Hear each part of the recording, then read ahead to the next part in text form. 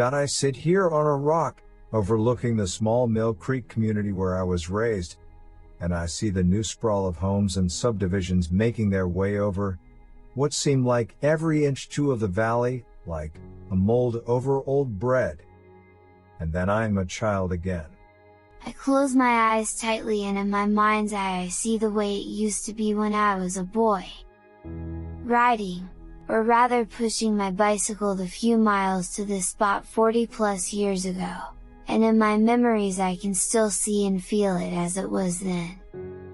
A steady, cool breeze coming from the west up the mountainside, making me feel like I was the king of the world looking over my domain, and I saw that it was good.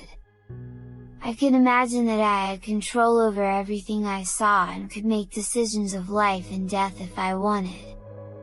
But I never wanted to, and was content to just sit there and let the cool air wash over me like a breath of air from the gates of heaven. The sun is going down, and I know I'll have to leave soon to be home before my mother starts to worry about where I am, but I have to stay just a while longer, to see the changing colors of the sky. I watch as the sun goes down in front of me and the clouds on the horizon start to change, from a blue-white, to a yellow, then to a sky with wisps of colored clouds like a gossamer 7-layer cake on the horizon. Colors range from a sapphire blue overhead, to the next layer of yellow-orange against the almost purple of the hills on the horizon. The clouds now seem frozen in place as if the coming of night has scared them into immobility.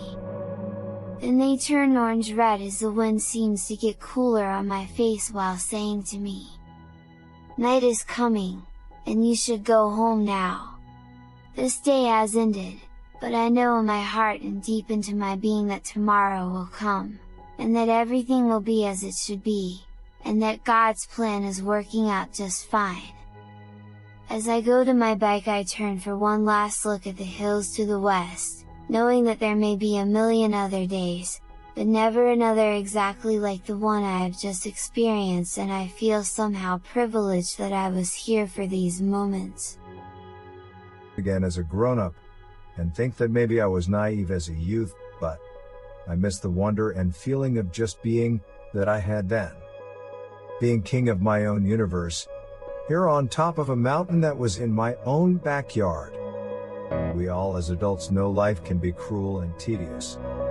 But as long as we remember that life is also wondrous and unpredictable, we will survive. And maybe look to a better tomorrow, with hope and with the knowledge that our children and grandchildren may experience something of the same nature. And when they are older, they will remember what it was like to be the king of the world.